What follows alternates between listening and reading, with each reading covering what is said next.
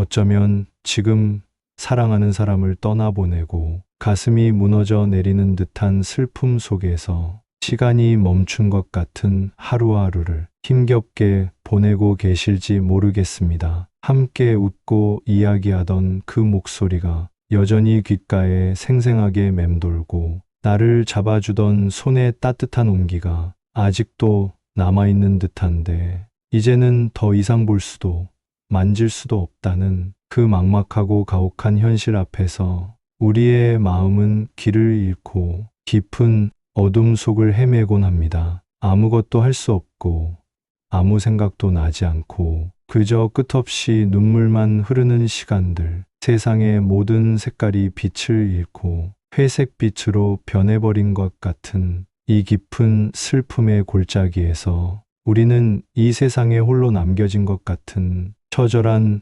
외로움에 잠기게 됩니다. 우리의 삶의 일부가 영원히 사라져버린 것 같은 이 거대한 상실감 앞에서 우리는 계속해서 질문하게 됩니다. 왜 하필 나에게 이런 일이 일어났을까? 조금 더 잘해주지 못했을까 하는 후회와 죄책감이 우리의 마음을 끊임없이 괴롭힙니다. 오늘 이 영상은 바로 그런 당신의 찢겨진 마음을 위로하고 상처 입은 영혼을 싸매어 주기 위해 조심스럽게 준비했습니다. 성경은 죽음이 모든 것의 끝이라고 결코 말하지 않습니다. 우리가 지금 겪고 있는 이 이별이 영원한 이별이라고 말하지 않습니다. 오히려 이 감당할 수 없는 슬픔의 강을 건너 영원한 소망의 땅에 닿을 수 있는 견고하고 안전한 다리를 놓아줍니다. 우리의 슬픔을 누구보다 잘 아시는 분이 계십니다. 예수님께서도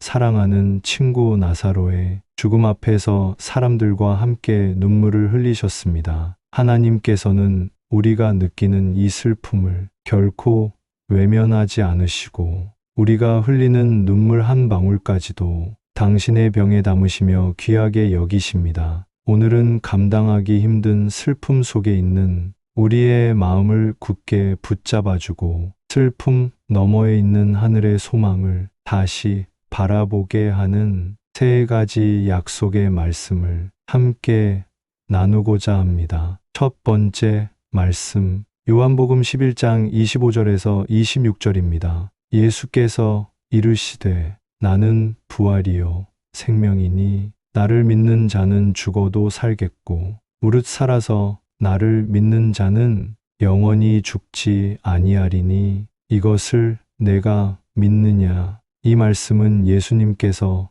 사랑하는 오빠 나사로를 무덤에 묻고 절망에 빠져 있던 마르다에게 모든 인류를 향해 직접 건네신 가장 강력하고 위대한 위로의 선언입니다. 이 말씀은 죽음이라는 거대한 절망 앞에서 우리가 붙잡아야 할 가장 근본적인 소망이 무엇인지 분명하게 보여줍니다. 예수님께서는 자신이 단순히 부활을 주거나 생명을 주는 분이 아니라 예수님 자신이 바로 부활이요 생명 그 자체라고 놀랍게 선포하십니다. 이것은 엄청난 의미를 가집니다. 생명의 근원이신 예수님 안에 있는 사람은 죽음이라는 마지막 원수조차도 그 생명을 결코 끊어낼 수 없다는 놀라운 약속이기 때문입니다. 나를 믿는 자는 죽어도 살겠고 라는 이 구절은 우리의 상한 마음에 가장 먼저 위로의 빛을 비춰줍니다. 사랑하는 이의 육신은 숨을 거두고 차가운 흙으로 돌아갔지만 그것이 결코 끝이 아니라는 것입니다. 그의 영혼은 예수님 안에서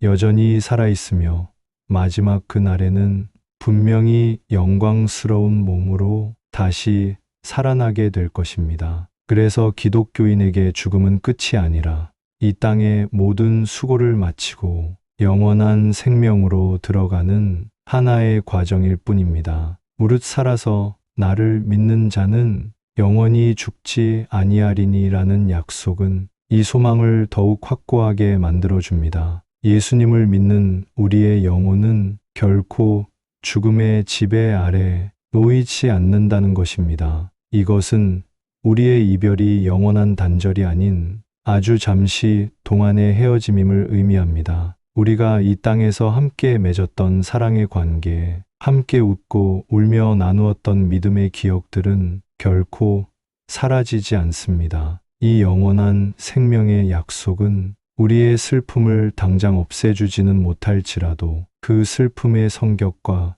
의미를 완전히 바꾸어 놓습니다. 우리는 다시 만날 소망이 전혀 없는 세상의 사람들처럼 슬퍼하지 않을 수 있습니다. 사랑하는 사람은 소멸되어 사라진 것이 아니라 생명이신 주님의 품 안에서 가장 안전하고 평안하게 쉬고 있음을 믿을 수 있기 때문입니다. 이 믿음이 칠흑같이 어두운 슬픔 속에서 우리를 굳건하게 붙잡아주는 소망의 닻이 되어줄 것입니다. 두 번째 말씀, 요한계시록 14장 13절입니다. 또 내가 들으니 하늘에서 음성이 나서 이르되 기록하라. 지금 이후로 주 안에서 죽는 자들은 복이 있도다 하시매 성령이 이르시되 그러하다. 그들이 수고를 그치고 쉬리니 이는 그들의 행한 일이 따름이라 하시더라. 그렇다면 먼저 떠나간 사랑하는 사람은 지금 어디에서 무엇을 하고 있을까요?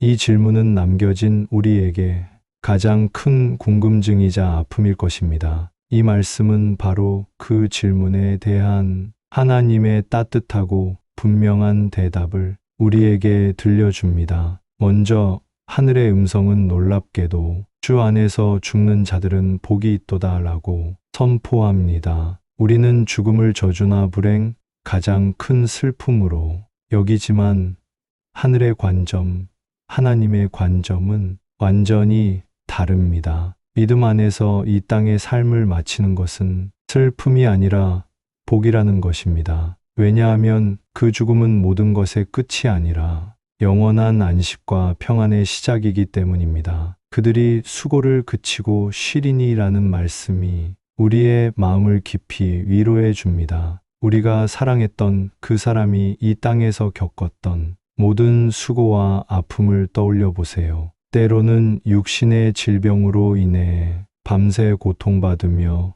신음했고, 때로는 사람에게 받은 마음의 상처로 남몰래 눈물 흘렸으며 치열한 삶의 무게에 지쳐 모든 것을 내려놓고 싶어 했습니다. 그러나 이제 그 모든 수고를 그치고 가장 완벽한 평안 속에서 하나님의 품 안에서 안식하고 있다는 것입니다. 더 이상의 고통도, 눈물도, 아픔도, 이별도, 슬픔도 없는 그곳에서 사랑하는 이는 참된 평안을 누리며 깊이 쉬고 있습니다. 이는 그들의 행한 일이 따름이라는 약속도 우리에게 큰 위로를 줍니다. 이것은 구원의 조건에 대한 말씀이 아니라 하나님께서 그가 이 땅에서 살아온 믿음의 삶을 얼마나 귀하게 여기시고 하나도 잊지 않고 기억하시는지를 보여주는 말씀입니다. 그가 이 땅에서 나누었던 작은 사랑, 다른 이에게 베풀었던 따뜻한 친절,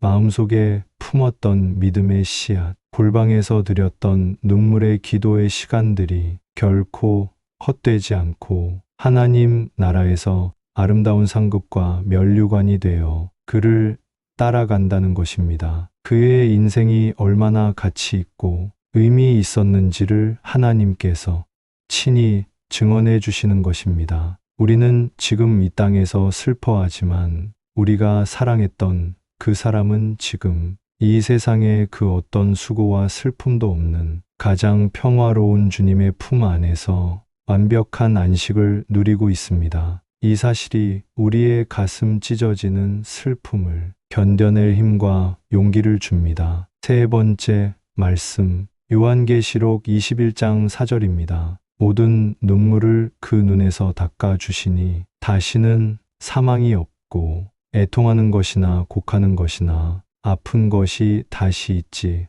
아니하리니 처음 것들이 다 지나갔음이로라. 사랑하는 이가 지금 하나님의 품에서 평안한 안식을 누리고 있다는 사실은 우리에게 큰 위로가 됩니다. 하지만 남겨진 우리는 여전히 슬프고 그 빈자리는 시간이 갈수록 더욱 크게 느껴지기도 합니다. 이 말씀은 그런 우리와 먼저 떠난 이가 장차 함께 누리게 될 영원한 소망의 그림을 보여줌으로써 우리의 시선을 현재의 슬픔에서 미래의 영광으로 옮겨줍니다. 이 말씀은 우리가 장차 들어가게 될 하나님 나라, 즉 천국이 어떤 곳인지를 가장 아름답고 구체적으로 묘사하고 있습니다. 그곳에서 하나님께서는 친히 우리의 눈에서 모든 눈물을 닦아주신다고 약속하십니다. 지금 우리가 사랑하는 이를 그리워하며 밤새도록 흘리는 이 모든 눈물,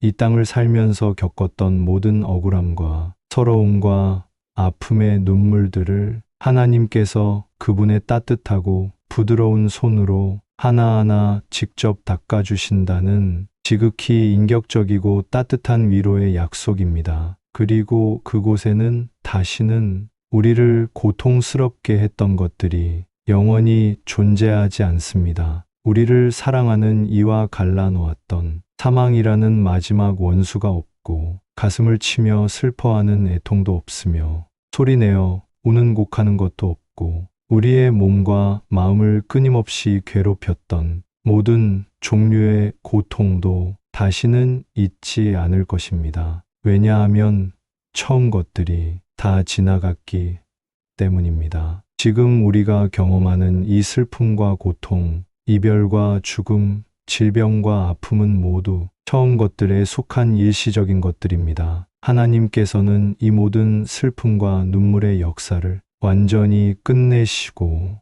오직 기쁨과 평안, 사랑과 생명만이 가득한 완벽하고 새로운 나라를 우리에게 영원한 선물로 주실 것입니다. 바로 그곳에서 우리는 먼저 떠나보낸 사랑하는 사람을 다시 만나게 될 것입니다. 눈물과 슬픔, 상처와 아픔의 기억이 아닌 가장 완전하고 영광스러운 모습으로 서로를 마주보며 영원한 기쁨을 함께 나누게 될 것입니다. 이것이 우리 기독교인들이 가진 가장 위대하고 궁극적인 소망, 바로 부활의 소망입니다. 이 소망이 있기에 우리는 오늘의 슬픔을 견뎌내고 내일을 향해 다시 한 걸음 나아갈 수 있습니다. 이제 이 말씀들을 우리 마음에 깊이 새기는 시간을 가져보세요. 첫째, 슬픔을 억지로 누르거나 애써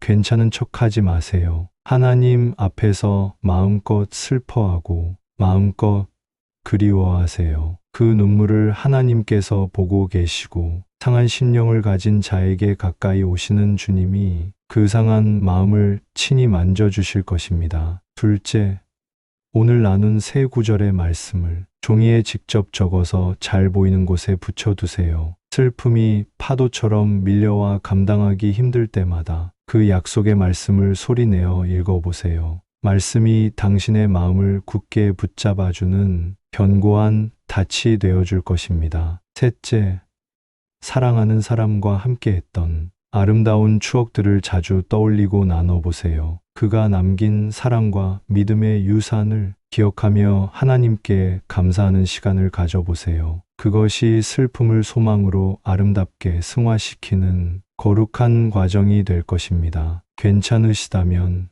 떠나보낸 분을 향한 사랑과 그리움의 마음을 담아 댓글에 주님 품 안에서 영원한 안식을 누리세요라고 함께 기도해 주셔도 좋습니다. 우리의 기도가 모일 때 슬픔 중에 있는 서로에게 따뜻한 위로가 될 것입니다. 이 영상이 당신의 아픈 마음에 작은 위로가 되었기를 간절히 소망합니다. 좋아요와 구독으로 함께 해주시고 혹시 주변에 같은 아픔을 겪고 있는 다른 지체가 있다면 이 영상을 조용히 공유해 주세요. 모든 위로의 하나님께서 지금 이 순간 당신의 마음과 가정 위에 따뜻한 손으로 덮어주시고 하늘의 평안을 풍성하게 부어주시기를 진심으로 기도합니다.